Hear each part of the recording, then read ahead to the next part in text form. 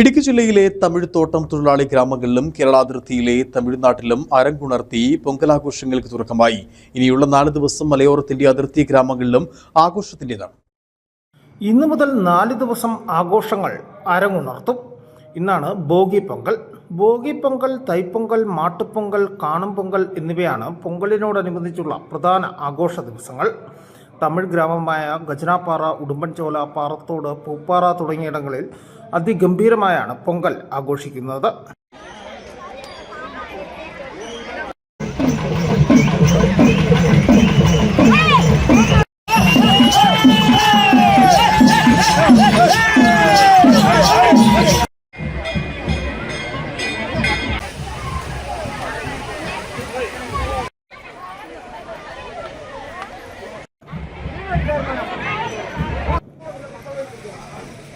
ഇനിയുള്ള 4 ദിവസവും അതിർത്തി ഗ്രാമങ്ങൾ പൊങ്കൽ തിമിർപ്പിലാണ്. தை 1ஆம் தேதி எங்க பாரம்பரிய எல்லாரும் சேர்ந்து நாங்கள் இந்த விழாவை நல்லபடி நடத்தி கொடுக்குவோம்.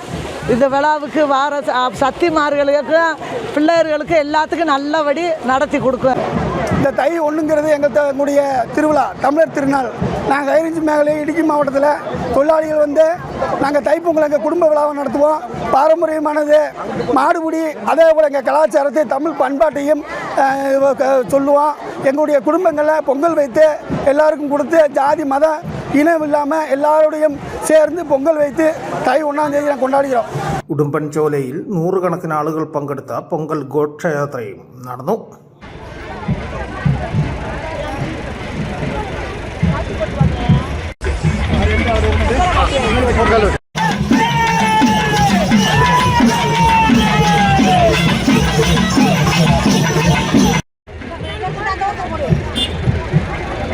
പൊങ്കലുണ്ടാക്കിയും കാപ്പുകെട്ടിയും കലാകായിക മത്സരങ്ങൾ നടത്തിയും ആഘോഷങ്ങൾ അരങ്ങുണർത്തുകയാണ്.